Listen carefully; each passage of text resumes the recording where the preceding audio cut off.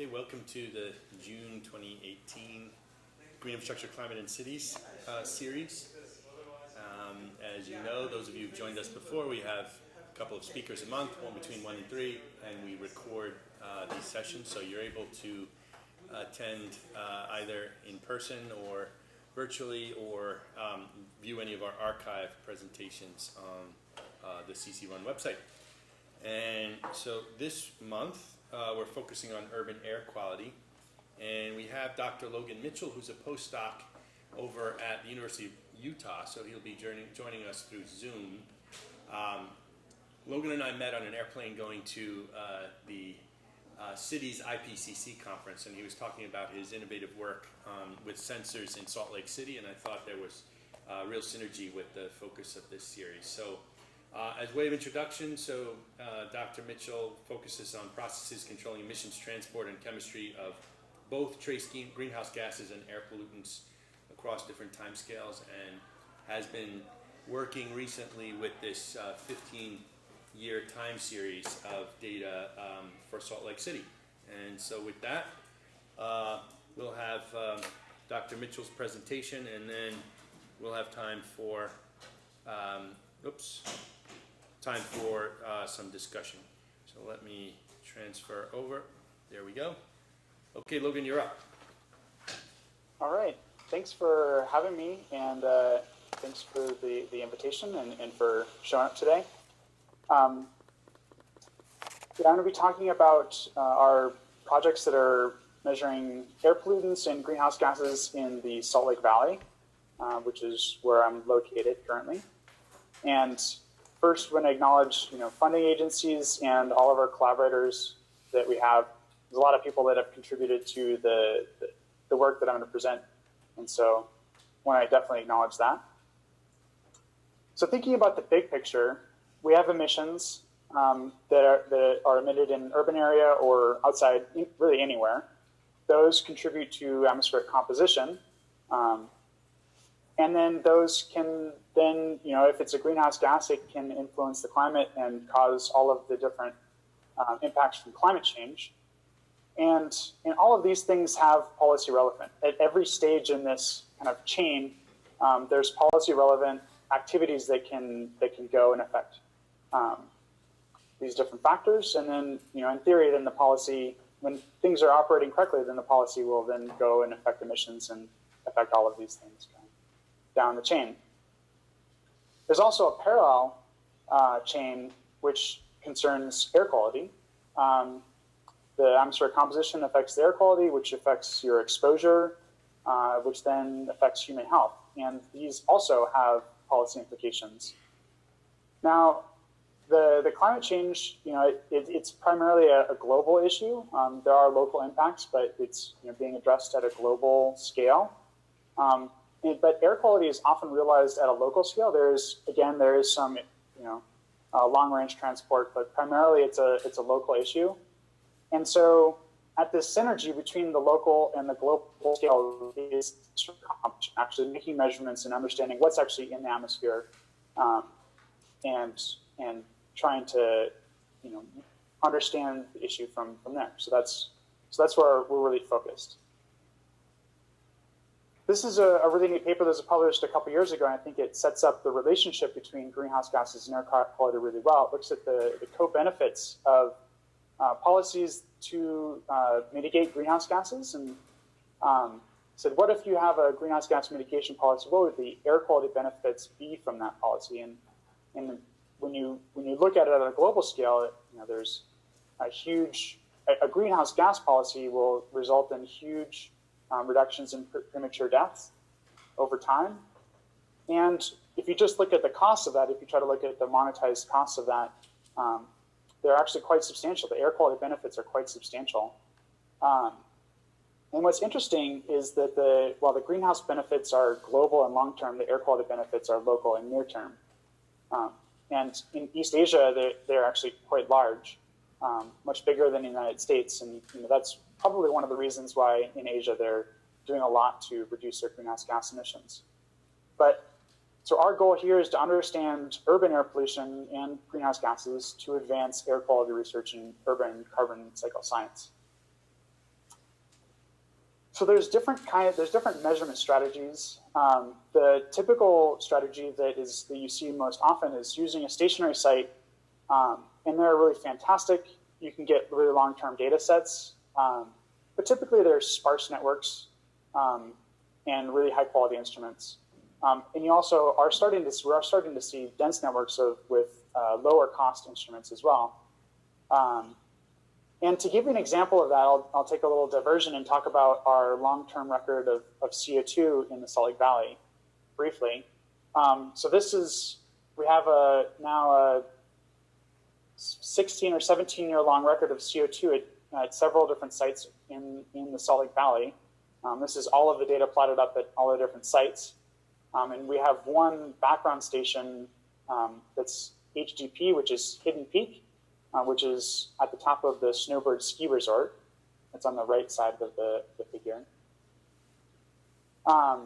And these results that I'm showing you now were recently published in PNAS, and you can see the paper there. So if you're interested in this aspect of it, you can go check it out in PNAS.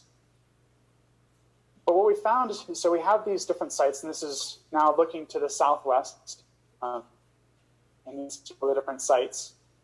And then if you look at the diurnal pattern at the sites, so this is by hour of day, up at the University of Utah, you kind of see this moderate diurnal pattern. It's higher at night and it's lower during the day, and that's primarily the contribution of atmospheric mixing during the day. It lowers the concentration, whereas you have a more stable atmosphere at night and a higher concentration.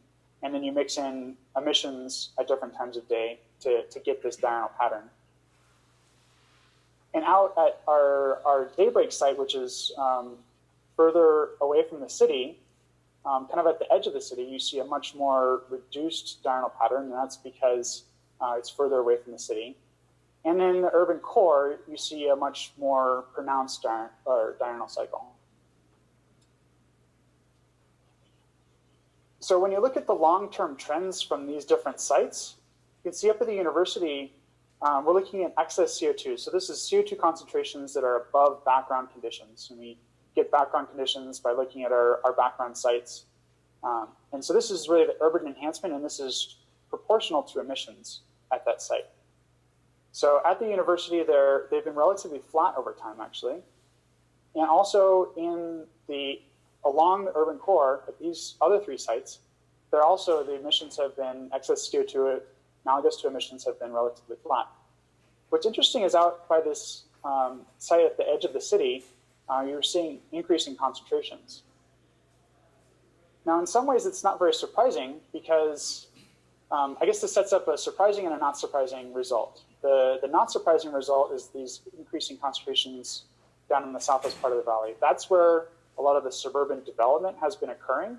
And so it's actually where you would expect CO2 concentrations to be increasing. And so it's maybe not surprising, but it's the first time it's been measured like this anywhere in the world. So that's kind of cool. It's a cool result. What is surprising is in urban core, these flat concentrations, over time, it's indicating that emissions haven't really been changing.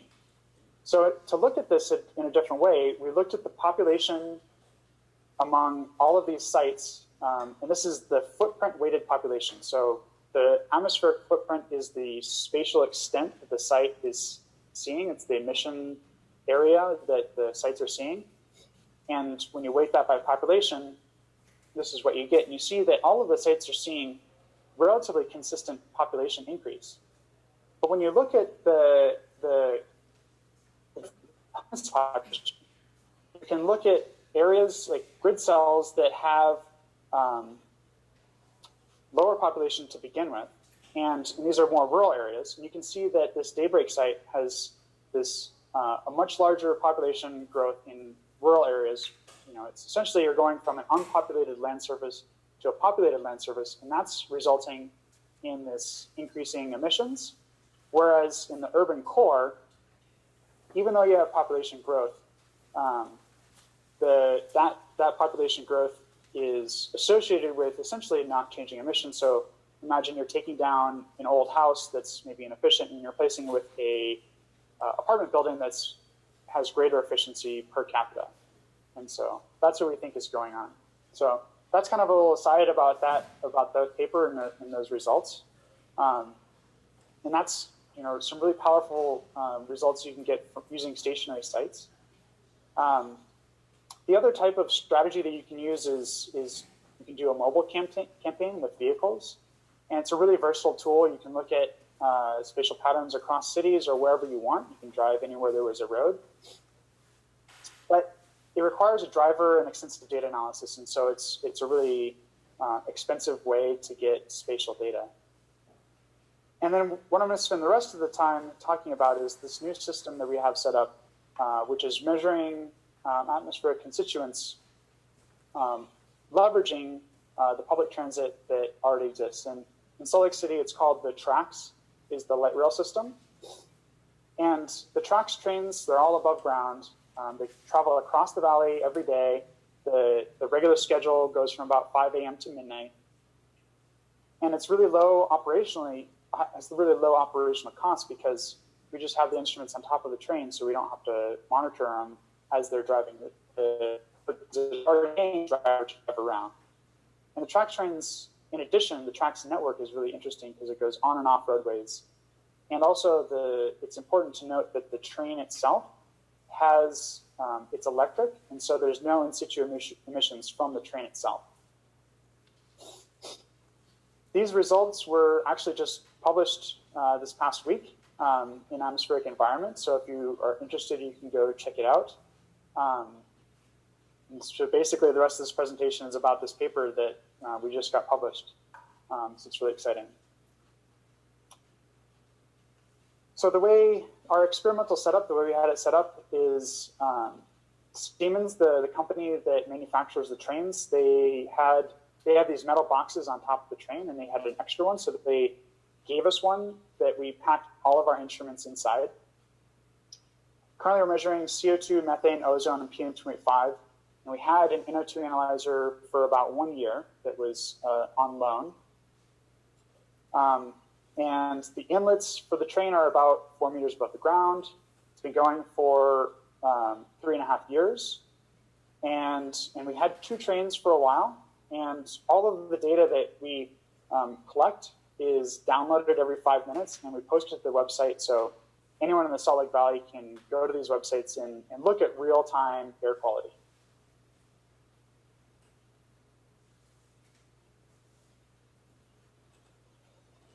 So this is what the TRAX network looks like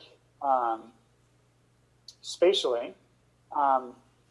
And our trains they only go on the red and the green line. They don't go on the blue line. So in the future, if we install it on another train, we'll try to get them. There's a different model of train that travels in the blue line. So that's an area where we can expand. But the red and the green line are really ideally suited for atmospheric monitoring because the red line goes from the northeast part of the valley, right next to where the University of Utah is, and it travels all the way out to that daybreak area right near where our other CO2 site is. The CO2 sites are the blue triangles.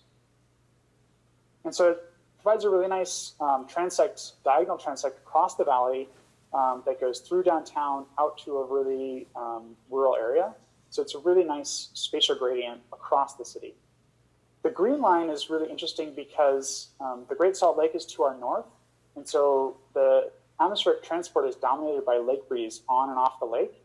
And we frequently see plumes go across the green line. And because it does kind of that backward C shape, it prevents characterization in certain circumstances. So now getting to the data, this is back to our Google Earth map. This is what the red line looks like on the Google Earth map. And for reference, here's that network map from UTA, from TRAX. So the University of Utah is up there. There's downtown. There's the whole urban corridor. And there's the daybreak area over there. And the airport's at the bottom of the screen.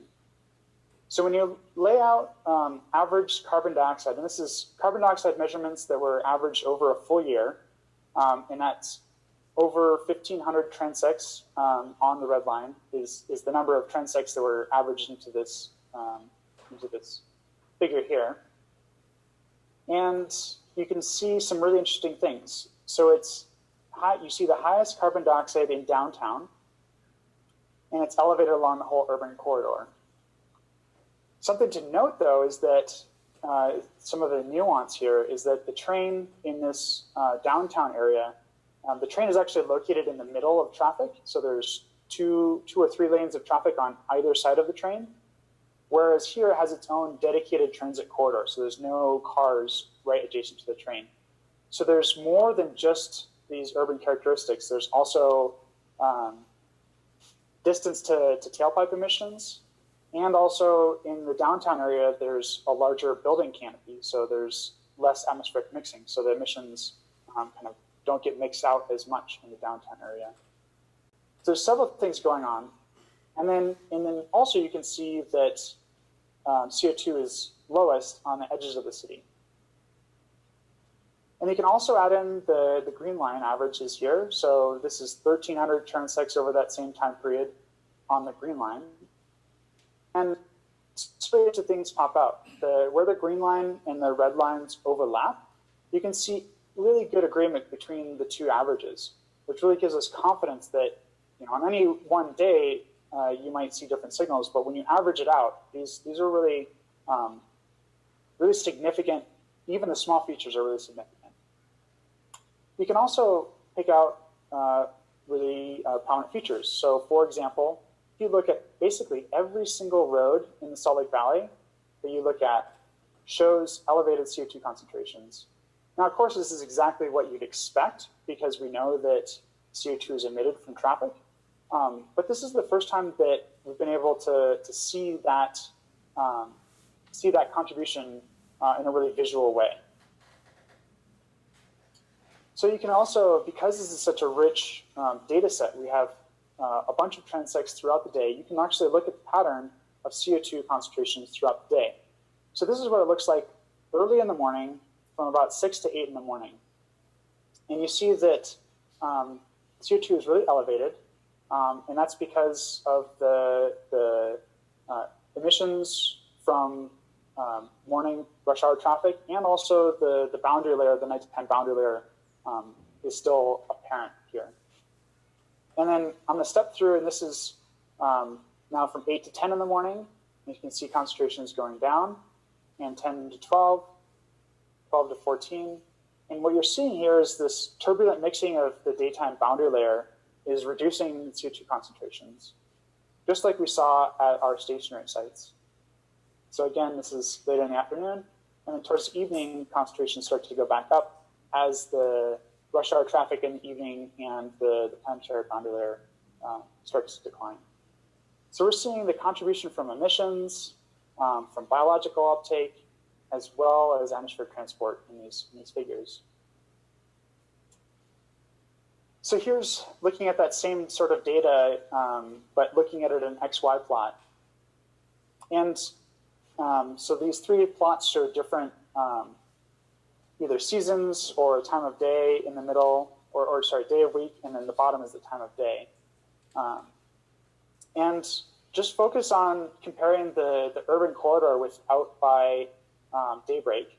And some really interesting features show up. And you can see the different, especially the magnitude in the urban corridor is much greater than out by daybreak. And that's because the greater emissions when you're looking at winter versus summer. Similarly, Tuesday versus Saturday, you see higher concentrations during the weekday when there's more traffic. And on a Saturday, when there's maybe not as much traffic along the urban corridor, you see lower concentrations. And then same, just like talked about before, this is essentially looking at an XY plot of all of those figures I just showed. Lower concentrations in the middle of the day due to the mixing, and higher concentrations at night. And again, this is just the same sort of information you can get from a stationary site, but it's like you have a stationary site everywhere across the whole valley that we can look at. So the amount of data, the spatial data that we're getting is really rich and really illustrates the rich temporal nature you can get from a public transit mounted platform. That's really key. It's because these trains are running all the time, and so we're collecting data all the time. So in addition to CO2, we're also measuring methane, and methane has a really different spatial pattern than CO2. It's really dominated by these isolated plumes of higher methane concentrations. And it turns out that these plumes are adjacent to commercial and industrial sources. So there's a landfill out here in the southern part of the valley, out near Daybreak, and landfills are a known methane emitter. There's also a natural gas-fired brick factory out there, which is right next to that second plume. And then we also have a couple of natural gas-fired power plants. And so, right next to where these plumes are. And this one that's kind of in the middle of the screen, if you look at it on Google Earth, you can see that the power plant, these are the actual turbines from the power plant. It's literally right next to the train. So we're getting this really nice case where we can just, every time the train's going by, we can look at that plume, and eventually as we're working through this data, we're gonna be doing Gaussian plume modeling to figure out what the emissions are from day to day and see how they change. Again, looking in the methane story, there's another really interesting thing, is that this plume out here by the landfill and the brick factory, you pretty much see it throughout the day. So again, all of these lines are different times of day, averaged by 4-hour blocks. And so this plume down in the southwest part of the valley is there regardless of what time of day you look. Similarly with this power plant here, it's there basically all hours of the day. But there's this little plume here that's really interesting because you don't see it during all hours of the day. And really, when you see it the most is during the working hours. So from 8 to about 4 in the afternoon, 8 in the morning to about 4 in the afternoon. And so what our hypothesis is that this source here is most likely related to some kind of commercial activity going on that's associated with working hours. We actually don't know exactly what it is yet, but it's something that we're still trying to figure out. So those were greenhouse gases, but another big component of the project is looking at the air quality. The Salt Lake has 2 air quality issues, and currently we're in violation of federal air quality standards for both of these issues.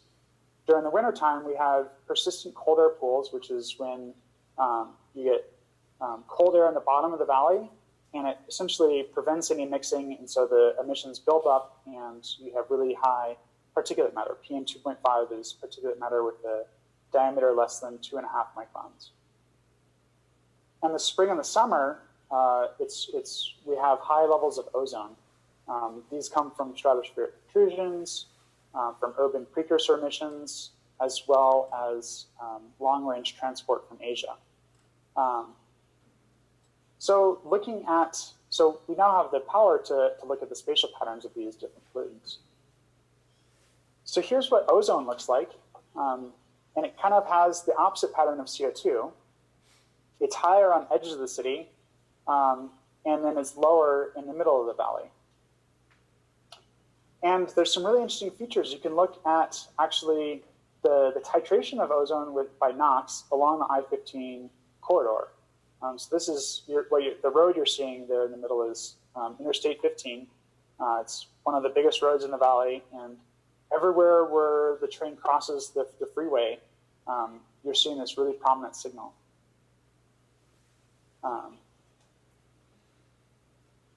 So we can do a similar sort of a thing where we can look at the pattern of ozone throughout the day. This is early in the morning, and ozone is lower. And then throughout the day, ozone goes up. And this is the photochemistry and atmospheric mixing that's going on. And then after the sun goes down, you're starting to get titration of ozone with NOx. And that happens more prominently in the center of the valley. whereas on the edges of the valley, there's not as much NOx emissions.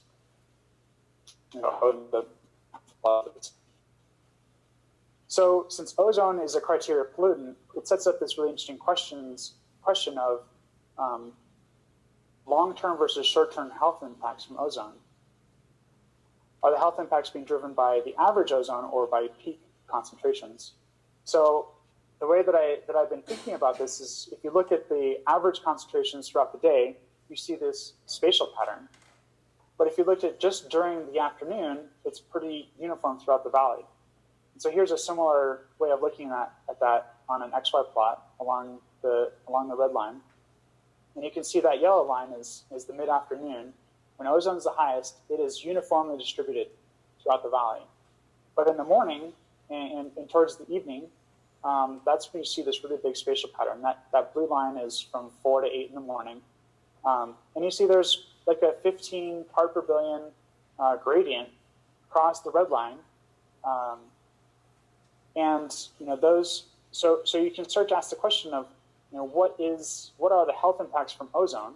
And if we could map the health impacts from ozone on top of these spatial patterns of pollutants, then we could start to understand better how the local air quality, hyperlocal air quality, is affecting health.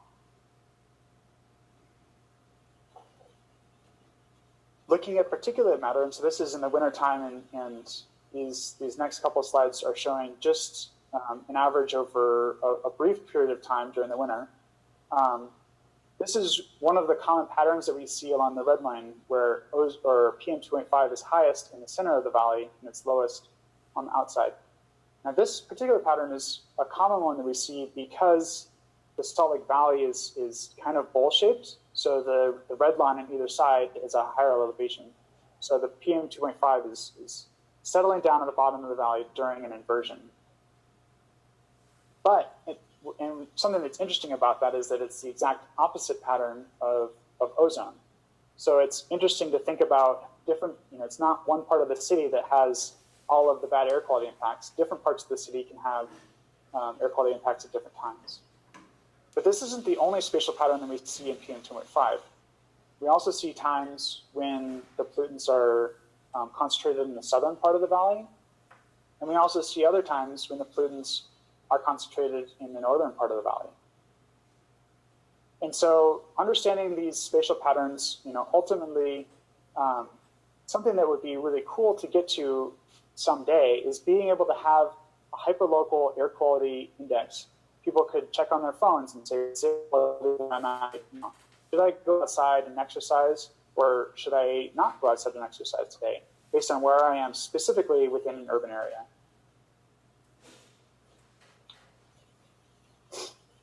So NOx is really interesting because it ties a lot of these things together, a lot of these species together. And NOx is, when I say NOx, NOx is the combination of NO and NO2. So combustion of fossil fuels emits NO and carbon dioxide. And then once in the atmosphere, NO reacts pretty quickly with ozone to form NO2. And then NO2 in and of itself is also a criteria pollutant, and it has its own list of adverse health impacts, long list of adverse health impacts. So it's interesting to look at in and of itself. But then it goes through all of this chemistry that I've skipped over, combines, after combining photochemically with ozone, it produces oxidants, and it eventually will get to ammonium nitrate. The nitrogen in the ammonium nitrate comes from the NOx. And other studies have looked at this and estimated that about 70% of the PM2.5 mass that we have during our winter time inversions is actually coming from this NOx source. And it goes through all this chemistry to get there, but ultimately NOx is a really important contributor to the particulate matter along the Wasatch Front. So NOx is a really important species to understand for both the summer and the wintertime air quality. So as I mentioned, we had an NO2 analyzer for about a year, and this is the average concentrations that you see across the city over that year. And this is going to start to sound a little bit like a broken record, but it's elevated along the urban corridor, and it's lower along the edges of the city. Very similar to CO2. And it turns out that because NO2 and CO2 are related through the fossil fuel combustion, CO2 and NO are emitted and then it gets oxidized. If you look at the correlation between NO2 and CO2, which are the top and the middle plots here on the right, there's a really good correlation between the two of them, R value of 0.83. And then, as I also mentioned, NO2 and ozone are related through atmospheric photochemistry, and the relationship between them is even stronger. So on the bottom figure, and the R value between NO2 and ozone is negative 0.96. It's a really strong relationship there. And when you put all these figures together and you kind of show them and look at them all at the same time, it really illustrates the complex signature that fossil fuel combustion has on urban atmospheric composition and air quality. Essentially, all of this is coming from combustion, from traffic, from industrial and commercial sources, and area sources such as homes that have hot water heaters or furnaces. All of those things are combining to really give these patterns. Something that was really interesting that popped out of this is there's one spot where NO2 and CO2 don't follow each other very well, and that's kind of in the center of the valley. And to look at that closer, we calculated the ratio of NO2 to CO2. And we actually did the excess ratio, so we subtracted a background estimate and then just divided one by the other to get this excess ratio. And looking at this ratio, it's easier to see that one spot in the center of the valley where NO2 is much higher than CO2. And so we zoomed in on that and wanted to look at that in greater detail. So this is looking at all those species in an XY plot, just to kind of orient you to this way of looking at it. And it's the same data that I just showed. In the top, you see ozone, and then next you see NO2, and then CO2, and then there's the ratio on the bottom. Now the green shading that you see is the spot is the location where the green and the red lines overlap each other. And so if you really squint, you can look at all of the small scale features, especially you can see it in CO2 in the middle of that green area. There's some features that really show up in the same spot on both the green and the red lines. And then the yellow shaded regions are spots of interest that we highlighted in the paper. This first shaded region A is where it goes through downtown, and I won't focus on that one right now. But B and C are two spots where the train crosses the I-15 freeway. And then D is this area that we're going to look at in a little bit more detail. And so something that I want you to kind of put in the back of your mind, and we'll get back to it in a couple of slides, is in this B and C area where the train in both spots where it crosses I-15, there's about a 3 part per billion bump of NO2. And then the next couple of slides, we're going to zoom in on this big feature where there's the highest concentration of NO2, and it's where this ratio is, where we see this really big deviation in the ratio. So this is a blow up of just that area. So there's NO2.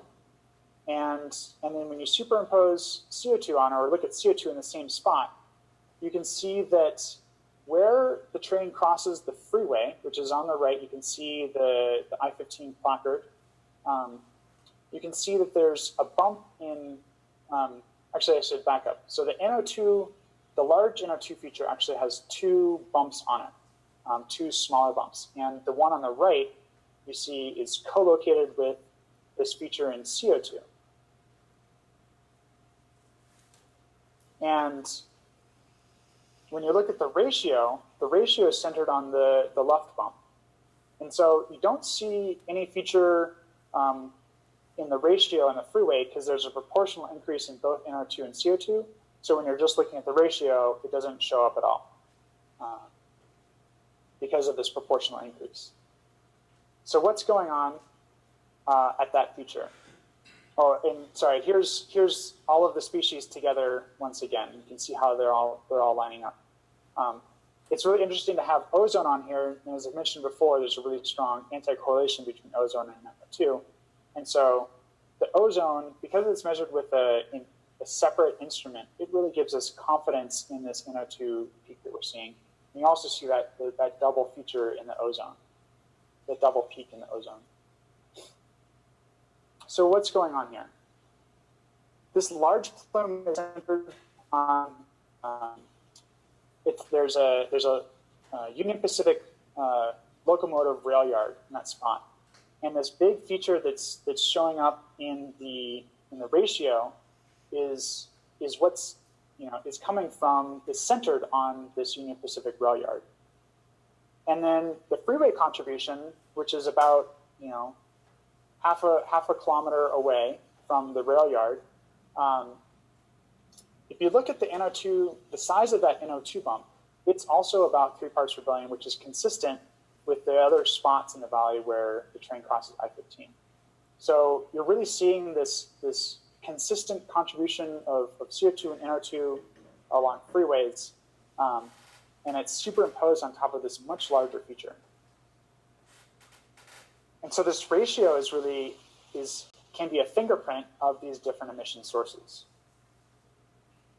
We can also look at the spatial extent of this ratio. So this is just looking at the ratio and looking to the east, and you can see that it's slightly elevated for about 3.5 miles, about 5.5 kilometers, north and south of the Union Pacific rail yard, which I have there's a little icon showing that. And again, this is the average condition. So from day to day, as in different wind conditions, this NO2 plume from the rail yard will be transported to different parts of the city and contributing to worse air quality. Now, what's going on here? Why are there such high NOx emissions from the rail yard? Rail yards have diesel locomotive engines. They're called switchers. It's a switch yard, and these diesel engines are called switchers. And what they do is when a big train comes into the rail yard, these switcher engines will go and move cars around. So maybe you only need 10 cars off of a big long train to stop in Salt Lake. So the switcher would go and get those 10 cars and move them around. So they perform a really vital function in terms of rail traffic and transport of goods, which is a really important societal function. I think it's really important to note that they play this really important function in our economy. But because they're really big diesel engines, they often operate 24/7, and when they're not in use, they're often just idle.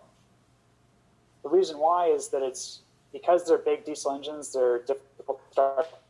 And time they use water to cool the engine blocks. So you can't turn them off because otherwise the water would freeze and destroy the engine block.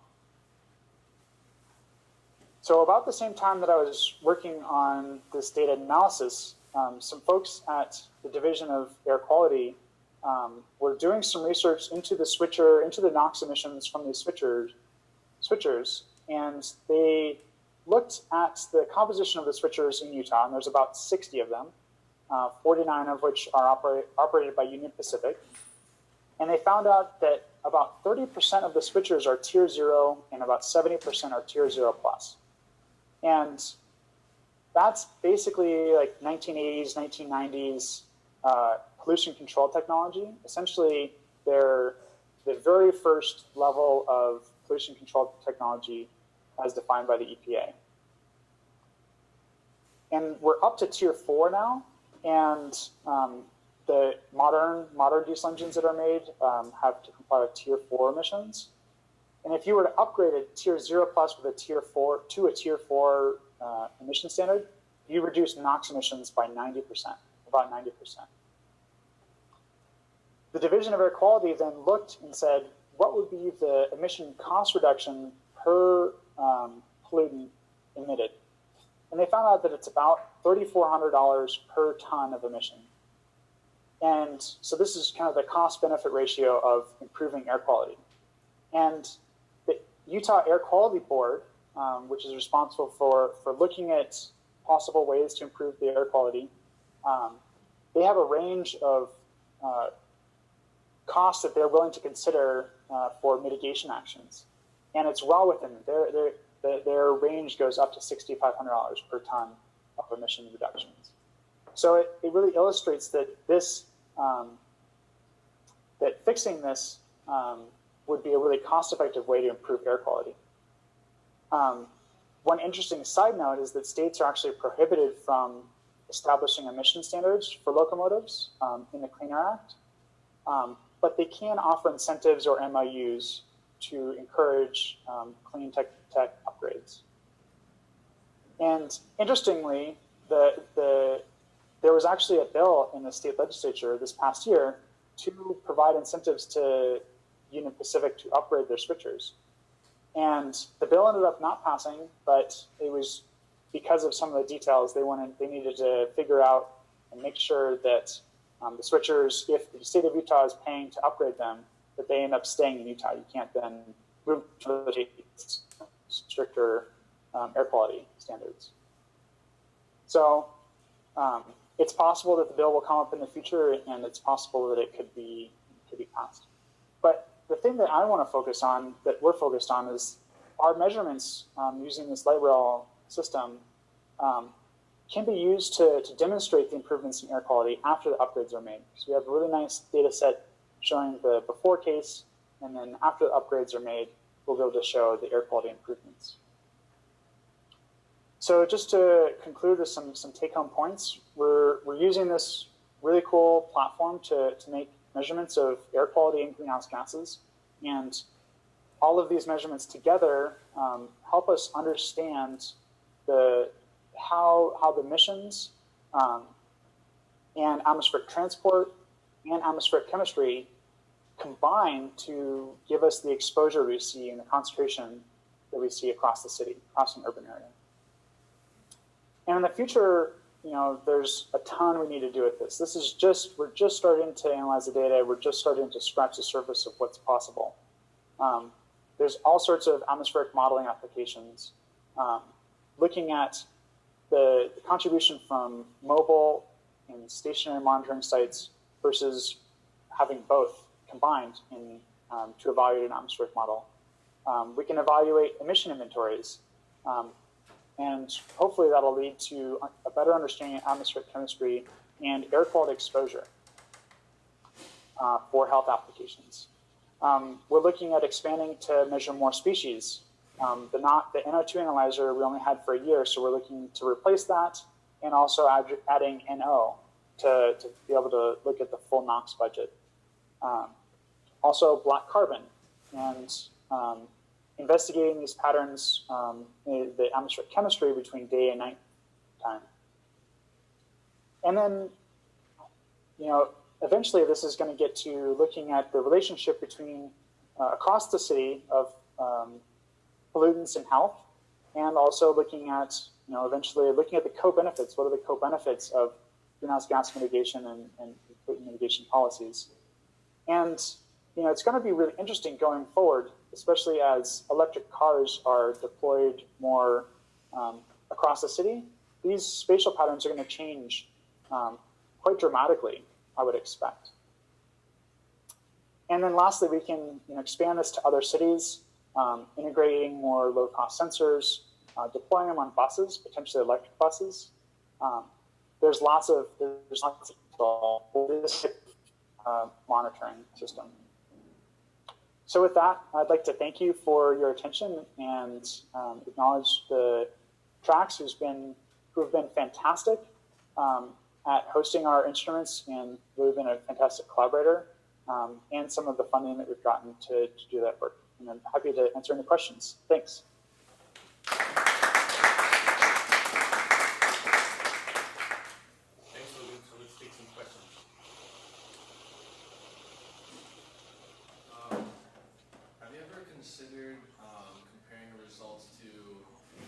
cities in Europe that kind of use more light rail and how like that light rail affects their air pollutants? Yeah. So the only other city that has, the only other kind of medium size, so the question was, have we ever considered comparing it to European cities that have more light rail and potentially more public transit opportunities?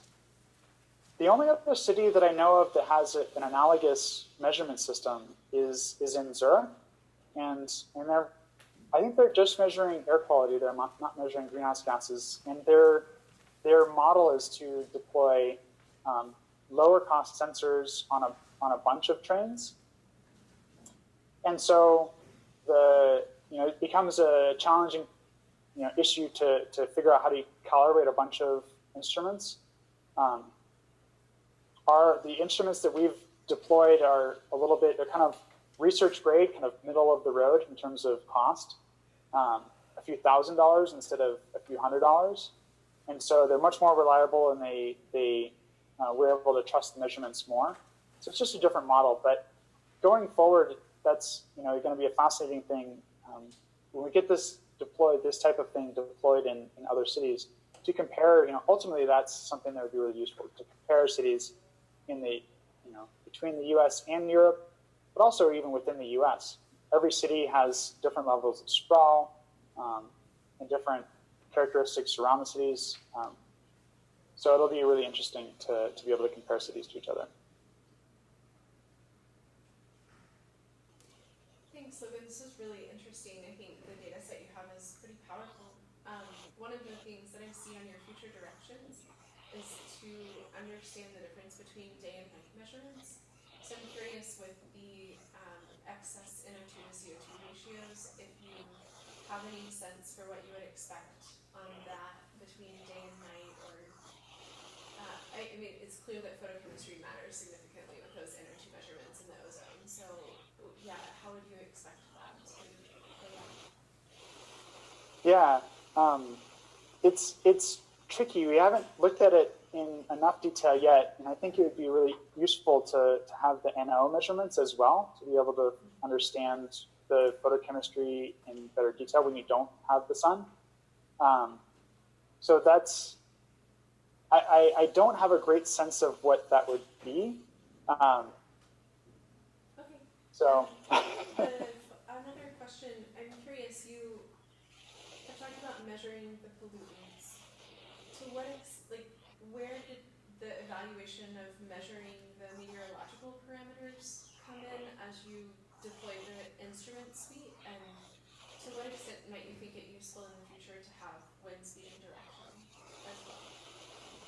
So in Salt Lake City, we're pretty lucky in that in the University of Utah Department of Atmospheric Sciences, we have a really strong mountain meteorology group, and they have deployed something like over 70 or 80 meteorologic stations across the city. And so we don't have very good wind speeds. We don't have any wind speed and direction on the actual train itself. We're thinking about adding that. But we have a whole bunch of met stations around the city that provide lots of information for being able to interpret that. That's great. So is anyone planning to use those two sets of measurements in concert to do data assimilation, to try to understand the influence of specific emission sources in the city?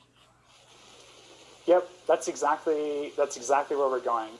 So we have a paper that's using the WRF stilt model, which is the WRF is a meteorologic model, and stilt is the grand chain particle dispersion model that John Lynn in our group has developed, and that's pretty widely used.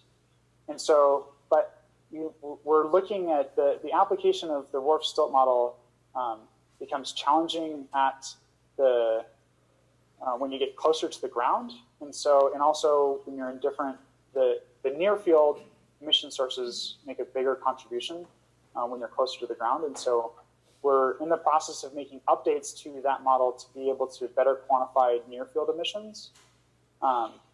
that will help us to use that. And that's more focused on the stable species like CO2 and methane.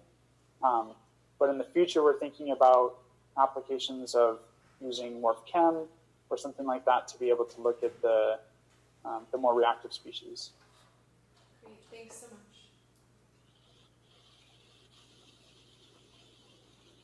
I have a question. So you've been focusing on trying to find sources of contaminants and emissions in the data. One of the things that we're focusing on in this seminar series is the role of green spaces in cities.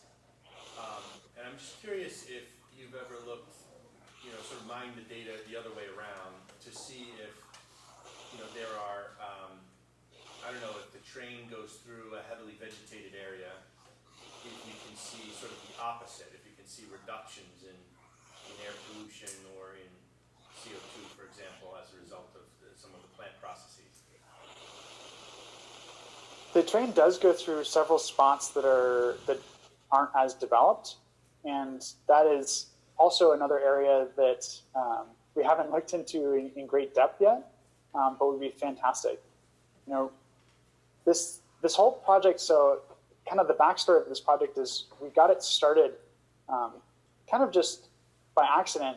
It was when I started my postdoc here, and the idea had been around for a long time to, we should put some instruments on a train. And so when I started my postdoc, I was like, well, let me just shoot an email off to some people at UTA tracks and see if they'd let us do it. And they said yes. And so we just put some instruments out there that we had that hadn't been deployed. And so it's kind of been running really without any funding. The funding agencies have paid for my salary, I guess. But there hasn't been any direct funding for the project itself. And so we're in the process of, now that this paper is published, getting some funding. We just got some funding. We're in the process of getting some funding from the state to maintain air quality measurements for a few years. And then, there's all sorts of interesting questions that we can ask, like looking at vegetation. We have temperature sensors on the trains also, so we could look at the urban heat island. We haven't looked at that data yet. Really, we need like 10 more people looking at this data and mining it and doing all of these future directions. So.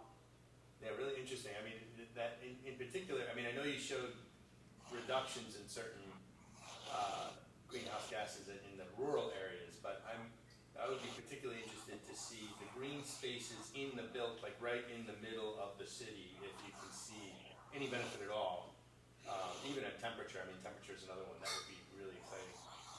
I had one other question. Actually, I had a bunch of them, but I don't want to pick up most of that. Nobody else is suggesting another question. So, so you're kind of scary, I would assume. If I was a brick manufacturer or something, I would find this pretty threatening, right? You're able to detect the impacts of my activities on the public.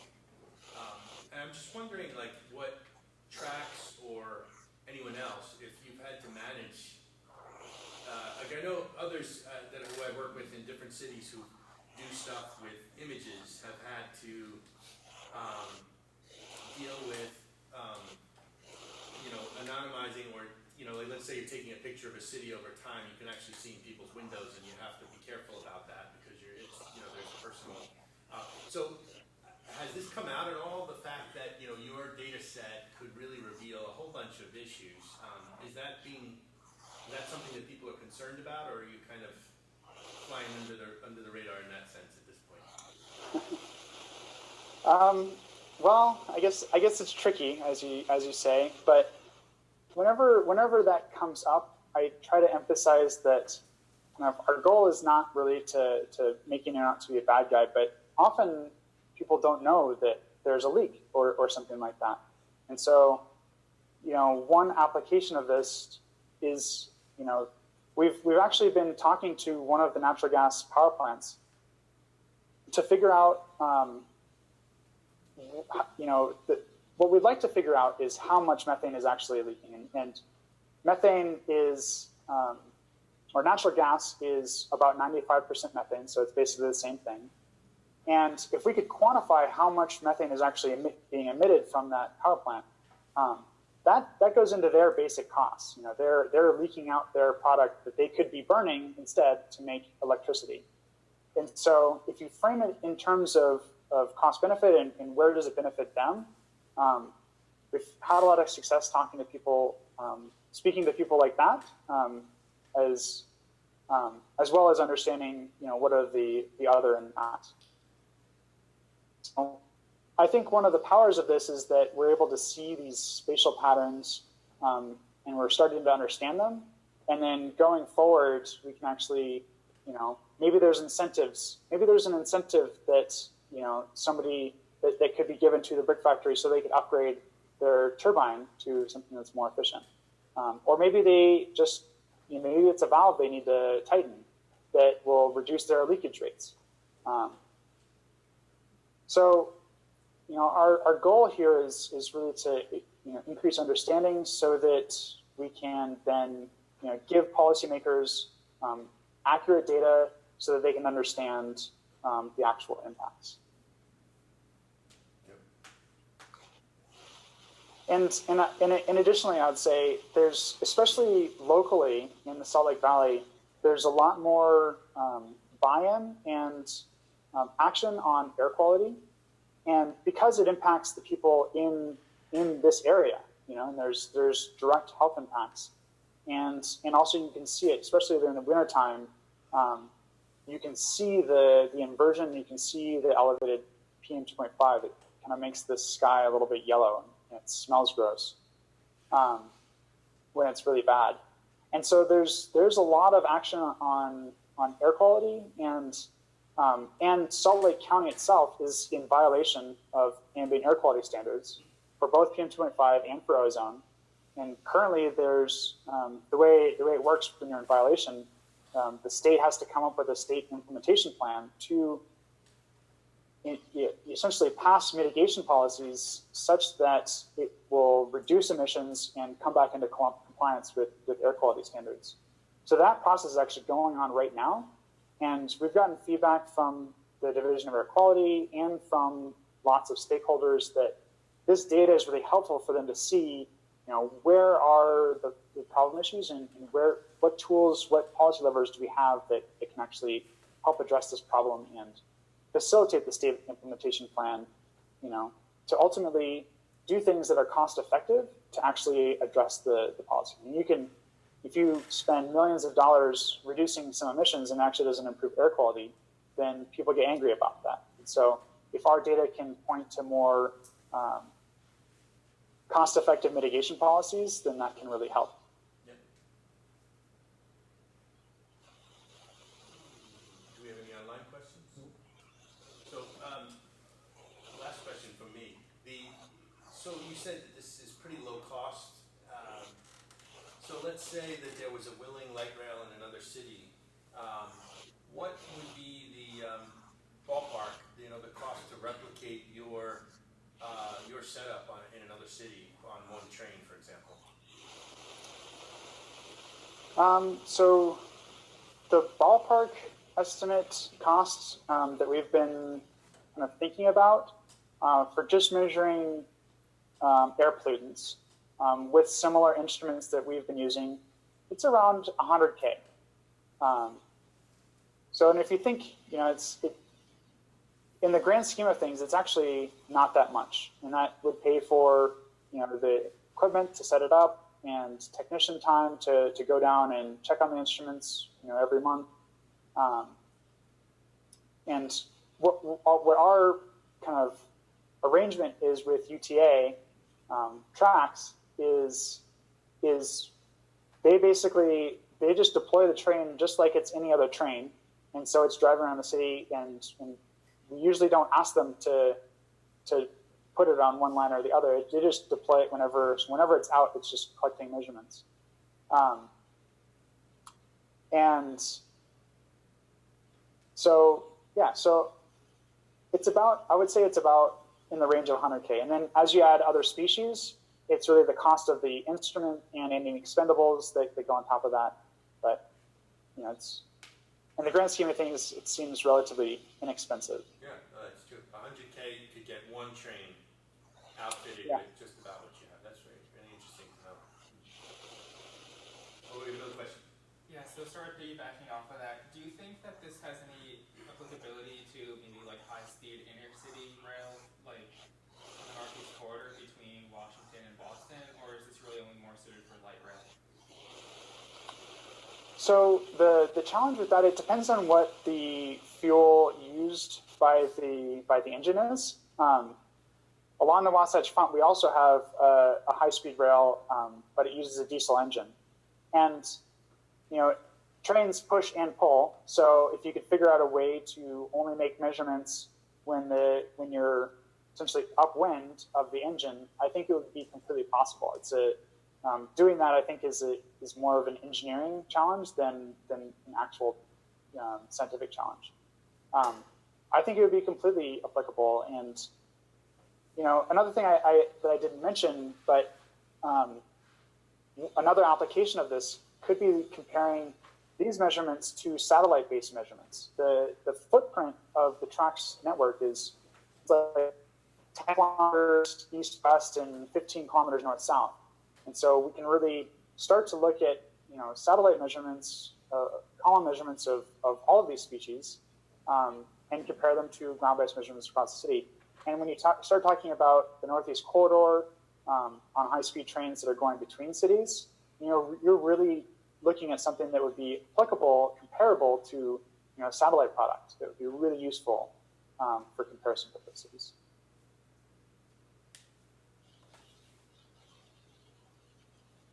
Okay, anything else? All right, well, Logan, thank you very much. This was great. I really appreciate your taking the time to do this. Thank you all. It's great talking with you. Yeah, we'll be in touch. All right.